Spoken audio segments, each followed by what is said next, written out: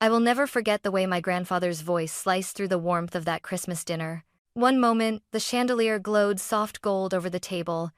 My parents were laughing too loudly, pretending everything in our family was perfect. And then he set his fork down, looked straight at me, and asked, "Emily, are you still living in the house I bought you?" The room froze. My breath caught halfway in my throat. I wasn't supposed to hear that question. I wasn't supposed to have a house. Slowly, with every pair of eyes drilling into me, I whispered, "Grandpa, I don't live in any house. I've never had one." My mother's wine glass slipped. My father's smile snapped like cheap plastic.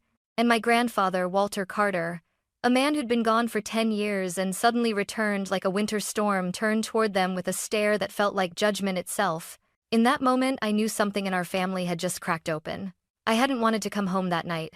Christmas at the Carter house was never really about love or family. It was about performance, about my mother's perfectly curled hair, my father's booming laugh, the towering tree decorated like a department store window, and the illusion that the Carters were a flawless, enviable family. I parked 2 houses down, partly because I didn't want my dented 2008 hatchback ruining their aesthetic, mostly because I didn't want to walk through that front door feeling small again. Inside, everything sparkled. Crystal ornaments refracted the light. A string quartet version of Silent Night floated through the living room. Guests murmured compliments. My parents basked in every one. My mother spotted me first. "Emily," she said with that thin, polite smile, "you could have worn something more festive." I swallowed. Same script, every year. My father clapped my back too hard. "There she is, my hardworking girl." I hated how he said it, as if my long hours at my underpaying design firm were a failure to be teased, not a life I was desperately trying to build for myself. Then the doorbell rang. Everything stopped. My mother's face drained of color. My father's smile twitched. They exchanged a glance, fearful, startled, before my dad hurried to answer it. And when the door swung open, the entire room gasped. Because standing there, wearing a charcoal coat dusted with snow, leaning slightly on an ebony cane, all was my grandfather, Walter Carter, the man my parents swore hated family gatherings, the man they said didn't want to see us anymore, the billionaire everyone thought had cut ties and vanished. Yet he stepped inside as if he'd never left, and the first person his eyes found was me. "Emily," he whispered, voice trembling with something too soft to be anger. "My girl, look at you." And he pulled me into a hug so full, so genuine, so aching with affection, that for the first time in years, my parents looked genuinely terrified. Dinner should have been beautiful. The table was set with gold-rimmed china and red velvet napkins, candles flickering between crystal flutes. My parents kept smiling too wide, too forced, while sneaking glances at my grandfather as if he were a live grenade they were praying wouldn't roll in their direction. Grandpa Walter sat beside me, refusing the seat of honor at the head of the table and choosing mine instead. "It's been too long," he told me quietly as I poured him water. "I've missed every year I wasn't here." I didn't know what to say. For a man who vanished a decade ago, he sounded heartbreakingly sincere. Halfway through the meal, my mother lifted her wine and chirped, "So, Dad, how long are you in town? We would have cleaned up more if we knew you were visiting." He cut her off without even looking her way. His eyes were on me. "Emily," he said, voice gentle but carrying across the table, "are you still living in the house I bought you?" The moment the words left his mouth, the atmosphere snapped. Forks paused midair. The candles hissed. My heartbeat crashed into my ears. I blinked at him. "Grandpa, what house?" Dead silence. My mother's hand jerked, her wine sloshing over the rim. My father coughed, as if choking on something sharp. Grandpa leaned closer, brows furrowing. "The house I paid for 3 years ago. The one Richard and Elaine promised they purchased for you. The one they told me you loved." I laughed, but it wasn't a laugh. More like a sound ripped from shock. "Grandpa," I whispered, "I live in a 1-bedroom apartment with a leaking ceiling. I've never owned a house." He froze. Then he turned slowly, painfully toward my parents. My mother whispered, barely audible, "Dad, this isn't the right time." And then Grandpa Walter spoke, each word dropping like a stone. "Richard, Elaine, where is the money I sent for my granddaughter's home?" My father's smile collapsed. My mother went white, and I sat there, trembling, realizing this was the moment my entire life, everything I thought I knew, was about to be rewritten. My grandfather's voice echoed through the dining room, heavy enough to crush the air out of all of us. No one moved, no one breathed. Then he stood. At 78, his posture wasn't perfect anymore. But in that moment, he looked 10 feet tall. A man used to commanding boardrooms, fleets, empires. A man who built a billion-dollar logistics corporation from nothing and didn't tolerate liars. "Everyone, living room," he ordered. He didn't raise his voice. He didn't need to. My parents rose shakily. My mother's hands quivered so hard she nearly dropped her napkin. Guests exchanged looks, unsure whether to leave or pretend nothing was happening. But Grandpa walked straight past them, relying lightly on his cane, and settled on the leather sofa beneath the massive Christmas wreath. The fireplace crackled behind him, casting him in an almost judicial glow. I sat on the armchair closest to him. My parents sat opposite us, the guilty side of the room. Grandpa folded his hands. "Emily," he said softly, "tell me exactly where you live." I swallowed, glancing at my parents before speaking. "A studio apartment on 9th Street. The cheap one behind the laundromat. My ceiling leaks when it rains and the heat breaks every other week." My mother flinched as if I'd slapped her. He continued, voice steady. "And your job?" "I'm a junior designer at Lumen Interiors. Entry level. I'm barely covering groceries." My father muttered. "She's exaggerating." Silence. I missed it, stayed. Grandpa's tone sliced the room clean open. Dad shrank back. Grandpa turned to me again. "Have your parents ever mentioned anything about a house? A gift? Anything?" I shook my head. "Never." A tremor passed through his jaw, a storm building behind his eyes. Then he turned, slowly, toward my parents. "3 years ago," he began, "I wired you $400,000, earmarked specifically, explicitly for a modest starter home for Emily." My mother's lips parted. My father stared at the carpet. Grandpa continued, pulling his phone from his coat pocket. "I still have the messages you sent me." He tapped the screen, then read aloud, voice icy. "Thank you, Dad. Emily is settling into the new place and absolutely loves it. We'll send photos soon." My breath caught. Photos? New place? My parents had told him that? My father finally spoke, his voice strained, desperate. "Dad, we were going to buy it. But we needed time. Things got complicated." "Complicated?" Grandpa snapped. "You told me she'd moved in. You lied." Elaine's tears spilled. We didn't want her to waste it. Emily doesn't know how to manage property." "Enough." Grandpa rose from the sofa with a sharp crack of his cane hitting the floor. "Emily has been living in poverty while you, my own son and daughter-in-law, spent the money meant for her future." My mother sobbed. My father clenched his jaw, a silent, useless anger boiling there. And then Grandpa looked at me. His eyes softened. "I'm so sorry, Emily. I trusted them. I thought I was giving you a home." Something in my chest broke, something old and raw that I didn't even know was still there. Before I could speak, he turned back to my parents, voice like thunder contained. "Tomorrow morning, 9 a.m. We will settle this. You will bring every document, every receipt, every account statement, and you will explain every dollar." He leaned forward on his cane, staring them down. "And if you don't," his voice lowered to a quiet, devastating promise, "I will handle this my way." My father's face collapsed. My mother burst into full, shaking sobs.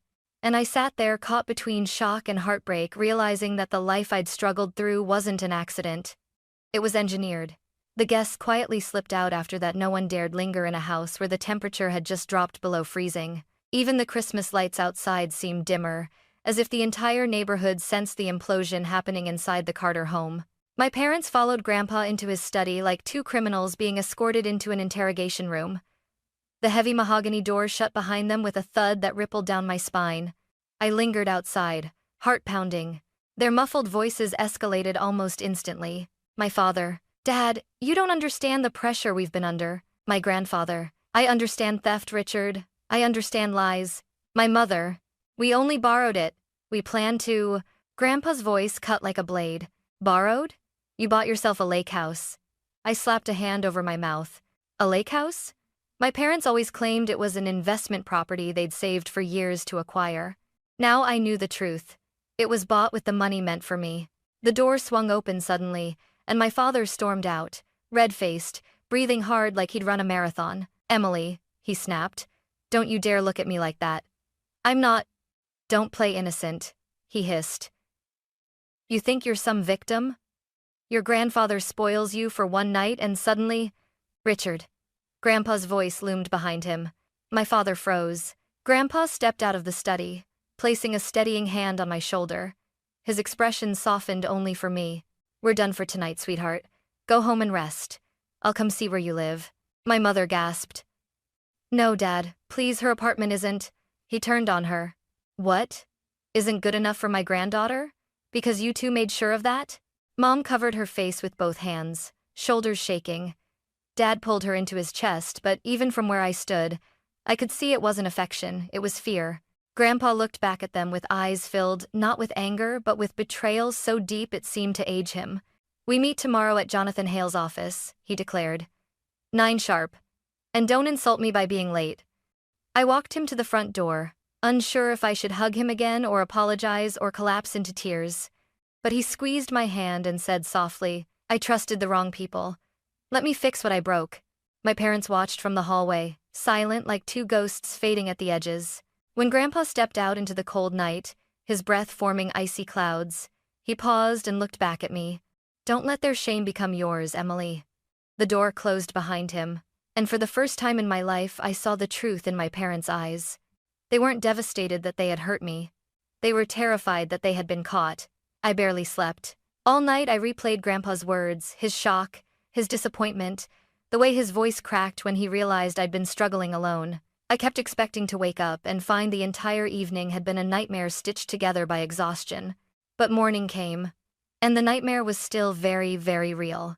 At exactly 8:10 a.m., my phone buzzed. "Grandpa, Walter. Outside. Let me in." My chest tightened. I rushed down the rusted stairwell, my boots echoing against the peeling paint. When I pushed open the building's front door, I found Grandpa standing there in a charcoal coat, snowflakes settling into his silver hair. His eyes scanned the building slowly, taking in the cracked bricks, the flickering 3-apartment sign, the overflowing dumpster too close to the entrance. He whispered, barely audible, "They let you live here?" I swallowed. "It's not that bad." But it was. And we both knew it. I led him up the stairs, avoiding the spot on the railing that broke off last week. When we reached my door, I hesitated. I had never felt so exposed. But Grandpa nodded gently. "Show me, Emily. I need to see." So I pushed the door open. The apartment looked exactly as it always did, small, suffocating, exhausted. But in front of my grandfather, it suddenly looked humiliating. A single pull-out bed that doubled as a sofa, a kitchenette with one burner broken, a patch of mold near the bathroom tile I'd tried scrubbing for months, the plastic Christmas tree from Dollar Mart, the bucket under the leak near the window. Grandpa stepped inside slowly, like he had walked into a crime scene. He touched the wall, ran his fingers over the peeling paint, then looked at my drafting table covered in sketches, textbooks, and instant noodle cups. "Emily?" His voice cracked. "You've been living like this?" I forced a smile. "It's temporary. Rent is cheap and I'm saving up." "Saving up?" His tone sharpened. "For what? Survival?" I didn't answer. Grandpa walked toward the window, staring at the duct-taped frame and the street below. His hands trembled on his cane out of anger, not age. Then he looked at me with eyes filled with a mixture of love and devastation. "I gave them money," he whispered. "Enough for a safe home, a decent life, a beginning." His voice rose. "And instead of giving that to you, they used it for themselves." My throat tightened. They thought I wasn't ready. He turned sharply. "Ready? Emily, you've been ready for everything life threw at you and you faced it alone." His voice broke. "Because they left you with nothing. That did it." The dam burst. Years of silence, shame, and pretending I was fine, I finally let it spill. I worked 2 jobs. I skipped meals. I patched the ceiling myself because the landlord didn't care. I paid my own tuition. They said I should learn responsibility, Grandpa. My voice cracked. I thought I deserved this. Grandpa's expression shattered. He stepped forward slowly, painfully, and pulled me into his arms. His coat smelled faintly of cedar and winter air. "Emily," he whispered into my hair, "you deserved love, not punishment." I clung to him, sobbing in a way I hadn't allowed myself to sob in years. When I finally stepped back, he wiped my tears with gentle thumbs. "Get your things," he said. "You're not spending another night in this place." I stared. "Where are we going?" He smiled, sad but determined. "To the truth," he said. "And after that, to justice." He placed a warm hand on my shoulder. "Today, we let your parents explain themselves to someone who won't let them lie." I blinked. "The lawyer?" He nodded once. "Jonathan Hale is waiting. And trust me, Emily." His eyes hardened. "Your parents won't walk out of his office the same people they walked in as." A cold shiver ran down my spine. For the first time in my life, I wasn't afraid to face my parents. Because this time, I wouldn't be facing them alone. Jonathan Hale's office didn't look like a place where lives were destroyed. It was too bright, too modern. All glass walls, chrome finishes, and sharp white lighting that made everything feel sterilized like a surgical room for secrets. Grandpa and I arrived at 8:55 a.m. My parents arrived at 9:12. Of course they were late. They walked in fast, my mother trembling, my father stiff, jaw tight like he was marching into battle. Dad barely spared me a glance. Mom tried to give me a weak smile, but it collapsed when she saw Grandpa's expression. Jonathan Hale, gray-haired, sharp-eyed, impeccably pressed suit rose from behind his desk. "Mr. Carter, Emily." He shook our hands, then turned to my parents. "Richard, Elaine, please sit." No warmth, no politeness, just business. We all took our seats around a long conference table. My parents sat across from me and Grandpa, like an invisible line had been drawn down the room. Jonathan opened a thick navy folder. "Let's begin." My father cleared his throat. "Jonathan, this is a misunderstanding. We just need more time. And I need honesty," Grandpa cut in. Jonathan didn't even glance at Dad. He simply pulled out a packet, a printed bank statement, and slid it across the table. "This is the transfer Mr. Carter made to you 3 years ago. $400,000. Marked for the purchase of a home for Emily." My mother stared at the paper as if it might burn her. Jonathan continued, pulling out another document. "This," he slid the next page forward, "is the record of where that money went." My stomach twisted. I didn't want to look, but I did. $40,000. Custom renovations for a lake property. $12,800. European vacation package. $9,200. Jewelry purchase. $2,750. Luxury spa retreat. $189,500. Down payment on a lakeside house in Clearwater Bend. My parents' house. Not mine. My father leaned forward, voice rising. "You don't understand. We intended to put the house in her name later." "Later?" Grandpa cut in. "When? After you finished enjoying it yourselves?" "It was an investment," Dad snapped. "We worked harder than she ever did. She hasn't earned." Jonathan slammed his hand onto the table. The sound cracked through the room. "Mr. Carter," he said coldly, "your father didn't ask whether you earned it. He instructed you to purchase a home for Emily. You lied, and you misappropriated funds that were not yours." My mother broke into sobs again. We didn't want her to ruin the opportunity. She's irresponsible. I felt something inside me snap. "Irresponsible?" I leaned forward, voice shaking. "I worked 2 jobs. I paid my own tuition. I lived in a place you wouldn't let a dog sleep in. And you call me irresponsible?" My mother couldn't meet my eyes. My father glared like I'd betrayed him. Grandpa reached over and took my hand gently, grounding me. Jonathan turned to Walter. "Mr. Carter, shall we proceed with the next matter?" My parents stiffened. "What matter?" Dad demanded. Walter exhaled deeply, looking suddenly older but more resolute than ever. "The matter," he said, "of my estate." The air went dead. Jonathan pulled out a sealed envelope with a crimson wax crest, Walter's personal seal. He opened it and began reading. 2 months ago, Walter Carter amended his will. As of this amendment, his primary beneficiaries are Emily Carter and Melissa Carter. My aunt, not my parents. Dad surged to his feet, knocking his chair backward. "This is insane. Dad, you cannot be serious. After everything, sit." Grandpa's voice rumbled like distant thunder. Dad didn't sit. He slammed his palm on the table. "You can't cut us out, I'm your son." Jonathan lifted another document. A thick one, bound. "And this," he announced, is the valuation of Mr. Carter's assets. He placed it on the table with a thud. Dad froze. Mom's tears stopped midstream. My heart hammered.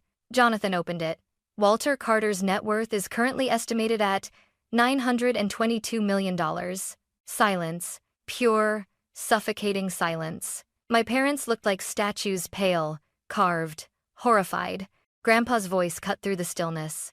I built an empire, and I will not leave it to people who lie, cheat, and abandon their own daughter. My father's voice rose into a strangled shout. You're giving it to her? She didn't build anything. She didn't suffer like we didn't suffer, I whispered. He looked at me and something ugly flickered across his face, something I'd spent years pretending I didn't see. Grandpa leaned forward. Emily will inherit everything, he said calmly. Because she has character. Something money can't buy. Something you... He looked straight at Dad. Lost long ago. My father's rage burst. No, I refuse this manipulation, he roared. You're letting that girl poison your mind. That girl, Grandpa said, voice low and dangerous, is the only one in this room who hasn't lied to me. Jonathan closed the file. This concludes the estate meeting. Unless, he added, eyes like steel, someone would like to contest the will legally? The question hung like a blade. Dad swallowed. Mom trembled. Neither spoke. They knew they had no ground. No evidence. No moral high ground. No claim, because everything had just collapsed at their feet. And all they could do was watch the empire they thought was theirs shift into my hands. If the room had felt tense before, now it felt radioactive. My parents sat stiffly, like their spines had turned to stone. My mother clutched the edge of the table so tightly her knuckles bleached white. My father stared at the floor, jaw clenched, temples pulsing as if the truth might magically disappear if he refused to meet our eyes. But Jonathan wasn't finished. He pulled out one more folder, a thicker one, bound in deep burgundy, sealed with a gold clip. Mr. Carter, he said, turning to my grandfather, with your permission, we should proceed to the documented evidence.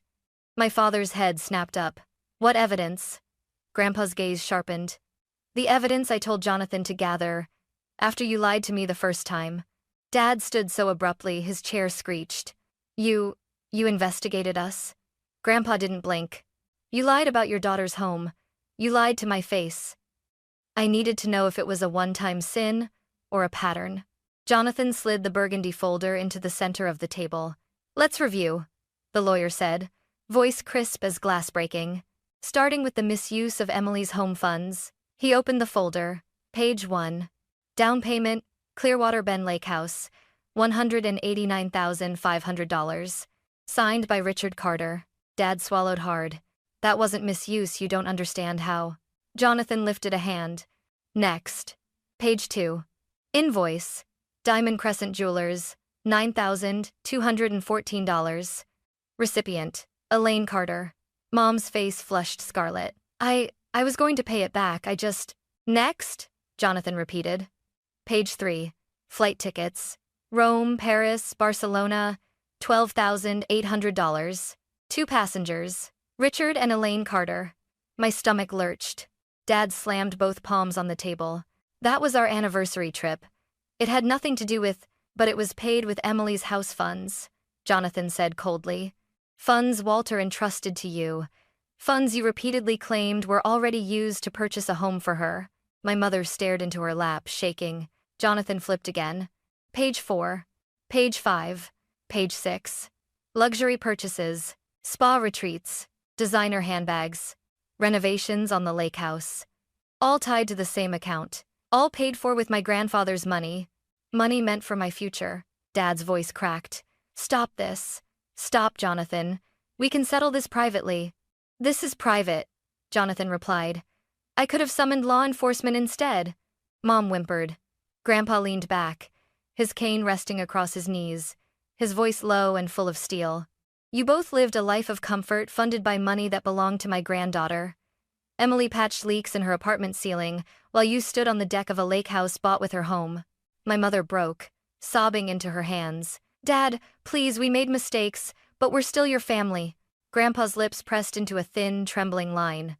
Family, he repeated softly, is not a shield you can hide behind when you've done wrong. Dad's fists balled. So that's it? He snarled. You're going to destroy your own son? Throw your entire legacy to someone who didn't earn it? Emily doesn't know how to handle money. She'll waste it. I stood. No trembling. No shrinking. Just clarity. Cold and sharp. Enough. Dad blinked. I stepped closer to him, close enough to smell his aftershave. The same one he wore when he took Mom to their fancy parties while I stayed home alone as a kid. You think I didn't earn anything? I asked quietly. You think I'm some naive little girl who doesn't understand responsibility? I pointed at the documents spread across the table. You misused $400,000 and lied for years. I worked 2 jobs to pay for things you could have helped with but didn't. I lived in a moldy, freezing apartment while you looked me in the eyes every holiday and pretended everything was normal. Dad's face twisted in rage.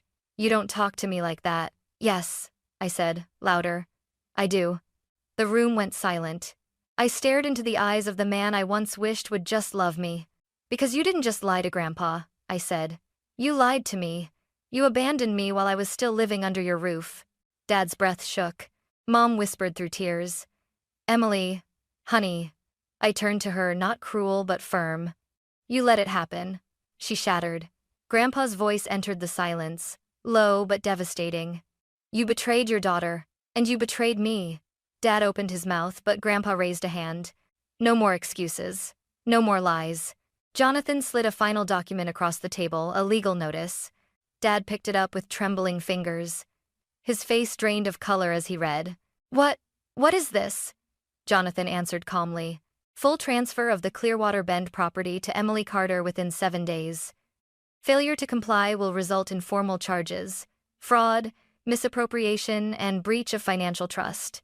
Mom's jaw dropped. Charges? Dad, you wouldn't. I would, Grandpa said.